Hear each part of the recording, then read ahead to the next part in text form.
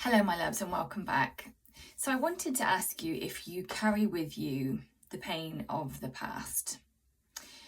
So, I'm sure there will be a lot of you that were like straight away, like, hell yeah, don't we all? And yes, we do. But I mean specifically about any animals. So, obviously, naturally cats, so cats, but it could be other animals as well. When we experience a loss, when we experience grief, it can be transformational in good ways and bad ways. But in my experience, one of the things that happens is we can kind of process a lot of it. And then what's left is, yes, the love, but primarily the kind of heavy emotions, the shame, the sadness, the guilt. You know, I didn't realise Pickle was as poorly as she was when it came to her end. I feel guilty about that. I feel shame because, you know, I didn't act quicker and a few other things. So I wonder if you hold on to any heavy emotions about your past when it comes to previous animals. Because what I've also realised in these last couple of years is that it doesn't benefit us to hold them. You know, it's like I've worked with a one-to-one client before and she had a lot of heaviness from her past. And we talked about it being like a rucksack that she was carrying, like full of rocks and stones. And actually we did a brilliant exercise where she got a physical rucksack, filled it with books, a lot of her favourite books, and carried it round, like wore it in the house. And I know this may sound crazy, but I would really encourage you to think about trying it. So she talked about how she wanted to put in there her favourite books because, you know, she wanted to know that because she was doing the physical exercise, she was carrying with her something that meant something nice to her. But what she quickly realised was that actually it was just the weight. And every time she felt within very 10-15 minutes, very heavy with it, she recognised what it was connected to. And she worked with trauma from her past, of which I won't share, obviously, personal details. But what was transformational was that she recognised that she's like literally been carrying this with her for years and she didn't want to do it anymore.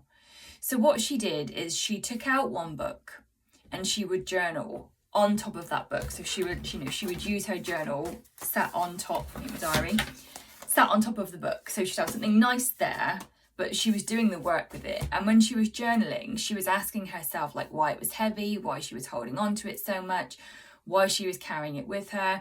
She used some of the tools that I gave her, which were actually from the Soul-Led Guardian program, identifying what she was feeling, letting herself understand what it was connected to, where it was coming from, where she was holding it in her body. And she kind of worked through it all. Now, pain and suffering never fully goes away. Like we can heal from it and heal with it, but it never fully goes. It might transform or transmute into something else, love, gratitude, appreciation. So she did this time after time, book after book, with different things, different people from her past. And when she'd finished the exercise within a week, she still had 2 books left in there. And she said to me, I never forget it, I'm not quite ready to shift them yet. And isn't that beautiful to be able to identify when we're not quite ready to let go, to heal that part of ourselves?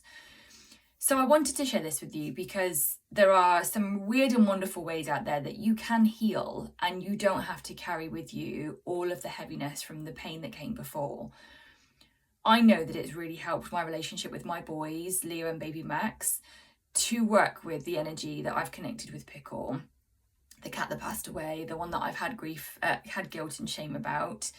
And it's not as much anymore. There are flashes of it now and again, but it's not really heavy. I've not got that huge rucksack on my back. I've almost got like a little purse across me with a little kind of pouch on the side. So I hope this little video helps. And if you fancy giving it a go, like why not? Fill a rucksack, wear it on your back and try it maybe for a day, even for an hour, and see what happens, see what comes up for you. Come into the comments below. I'd love to know if you give it a go. And just remember, we don't have to carry all of this heavy energy and emotions with us all the time.